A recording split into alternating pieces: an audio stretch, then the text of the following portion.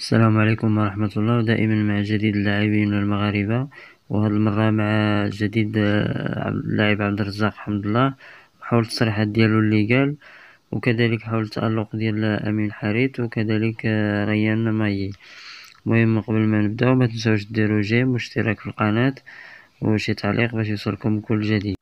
وبداية شنو قال عبد الرزاق حمد الله حول المنتخب المغربي على قناة MBC أكشن في برنامج أكشن مع وليد، بحيث اعتذر المغاربة على التصرف اللي كان دار مع المنتخب المغربي في عهد هيرفي رونار في 2019، وأكد بلي ما كان داك التصرف ما كانش خصو يتصرف هكاك، واعتذر الجمهور المغربي وكذلك المنتخب المغربي والجامعة الملكية المغربية لكرة القدم. وكذلك أكد على أنه عنده علاقة جيدة مع لاعبي المنتخب المغربي، لأن وليد في البرنامج سولو على العلاقة ديالو مع اللاعبين ديال المنتخب المغربي، وأكد بأن العلاقة بيناتهم مزيانة وأنه على تواصل دائم مع اللاعبين من 2019، وأنه ما عنده حتى شي مشكل مع أي لاعب.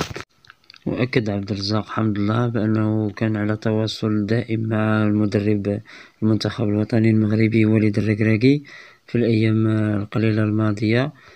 وأكد كذلك في البرنامج ديال أكشن مع وليد اللي كيدوز في قناة MBC أكشن بأن الحديث ديالو مع وليد الركراكي كان كيقتصر بالخصوص على الرجوع ديالو للمنتخب ويبدأ صفحة جديدة مع المنتخب المغربي.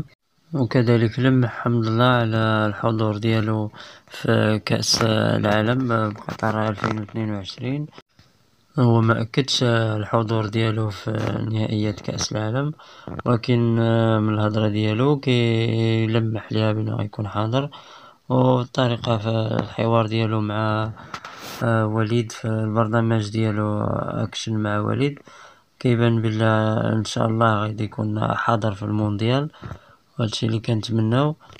المهم هذا اللقاء الصحفي اللي جرى عبد الرزاق حمد الله على قناة MBC أكشن فيه بزاف ديال الإيجابيات، بزاف ديال الحوايج مزيانين، وكنتمناو خير إن شاء الله. المهم ندوزو لأمين حريت اللي قدم مباراة كبيرة اليوم يوم الأحد مع الفريق ديالو أولمبيك مارساي ضد ليون، واللي انتصر فيها أولمبيك مارساي ب1-0. المهم المقابلة ديالو كانت مزيانة بالفرص اللي كيخلق وبالتمريرات ديالو اللي كتكون صحيحة، وكذلك يعني اللياقة البدنية ديالو العالية. وفي الحضور ديالو في 6 مباريات الأخيرة كيحضر كرسمي كيبين على المستوى ديالو، يعني غادي كيتحسن وغيكون إن شاء الله جاهز للمونديال.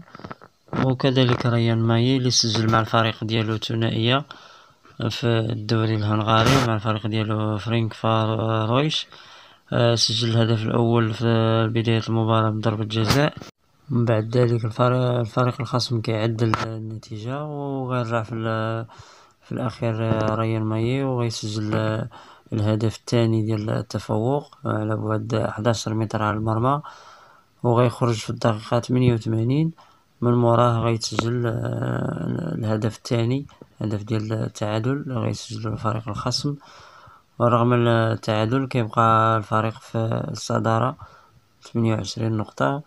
المهم هادشي اللي كاين في هذا الفيديو، وما تنساوش ديروا اشتراك في القناة وجيم وشي تعليق وتفعلوا الجرس باش يوصلكم كل جديد ان شاء الله.